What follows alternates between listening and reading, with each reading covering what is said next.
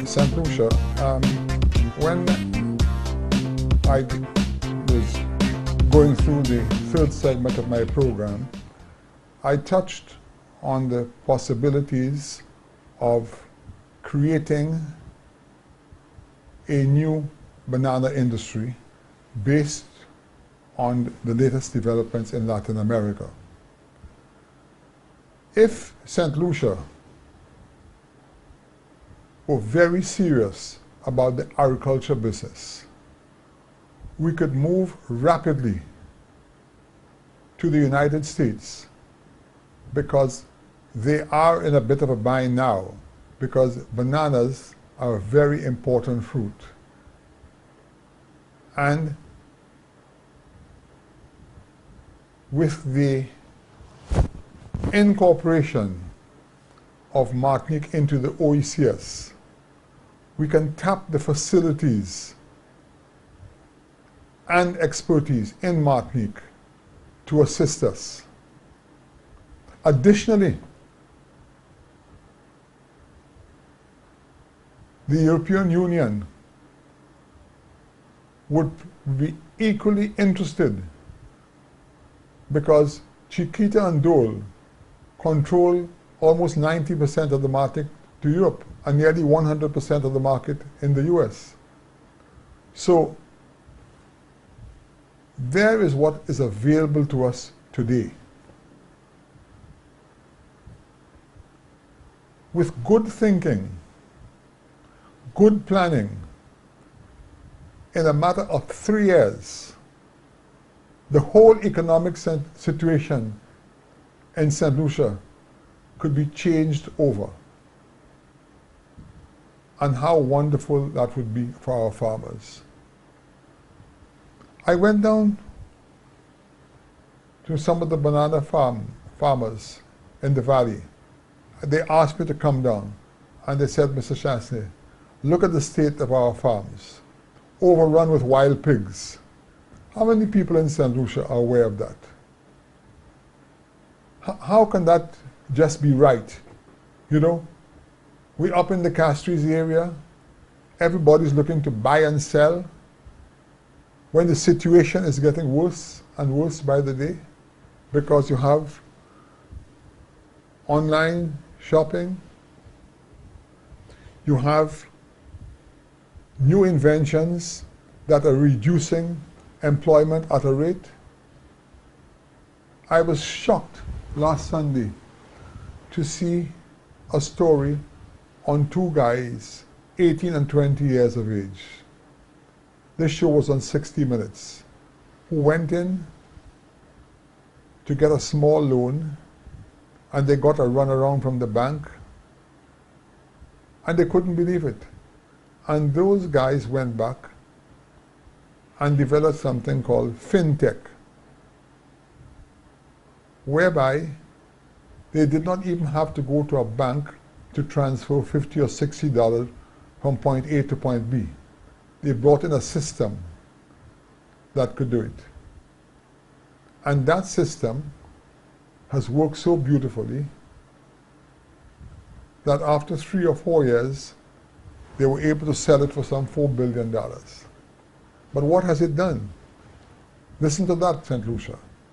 As a result of those guys not getting what they wanted from a bank, they started to think. And what did they do? They have short-circuited the banking system. You know how many people that's going to put out of work? That's another problem. Technology is good and bad, because technology is creating massive unemployment. And we have to be very careful. Despite all the adverse remarks made about Mr. Trump, what do you think has brought Mr. Trump as the winner more of the Republican Party? The fact that he's told Americans what they want to hear.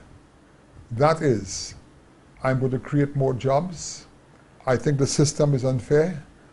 Now, whether he can do it or not, that's left to be seen. But the important thing is that the voter, the electorate, believes in what he said because times are so difficult. He has given them a hope. They had no hope. So, you know, when we talk now of technology, that is one thing. But one thing, St. Lucia, people have to eat. And that's why agriculture remains so very important. America has been able to remain powerful because America has been the bread basket of the world. I lived in America. I carried cargo from America. I know, having spent years in New Orleans, in one day I could watch 200,000-300,000 tons of grain being shipped to all parts of the world. People that didn't like America, but they had to buy from them. That is what made America powerful. It controlled your stomachs. Today, 80% of what we eat is from America.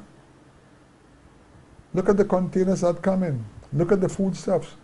St. Lucians will flock to a supermarket to buy refined products, okay, sent to America and sent back to us.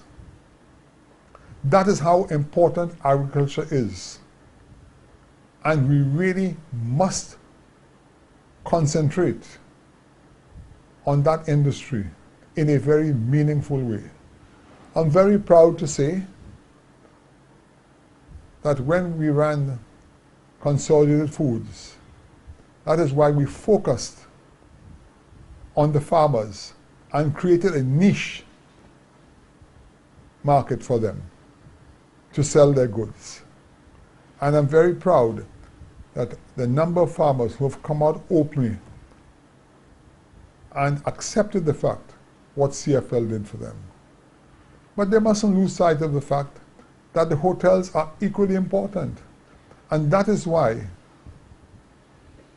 government must handle the tourism industry with kid gloves, because apart from all the people which come to our shores, whatever foods locally that can be used will be used.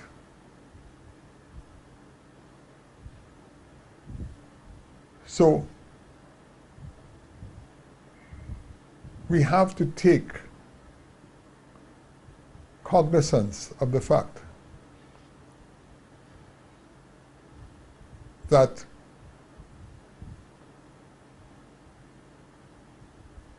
after one problem becomes another problem, because the ongoing unemployment in the world is a very serious situation.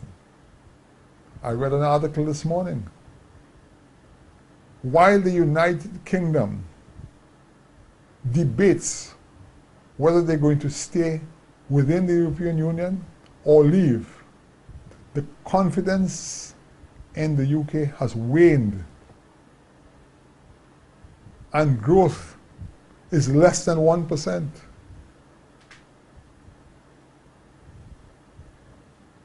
Retail stores are contracting.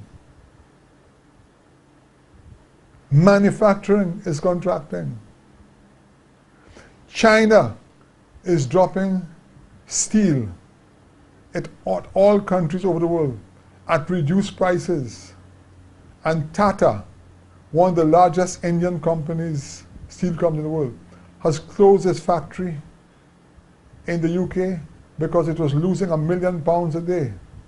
It closed its factory in Trinidad, and 1,800 jobs became redundant. It has just closed its factory in Brazil. The oil industry, which supported people for the last 30 years, has contracted from $150 a barrel to $40 and $50 a barrel. Oil rigs are doing nothing. That's how this world is changing. But we must not sit back and say, well, things are bad, and console ourselves. We have to think outside the box. We have to do things differently based on what is happening in the world today. And on that score, I say to St. Lucia that we must get together. We must realize what is going on, and let us start to develop our own ideas. And when people bring in and come with an idea, please give it some attention. Give us the will to fight. On a parting note, I say, don't forget my medical school. It is a start, St. Lucia. You will never regret it. This is Open Mic. I will now come.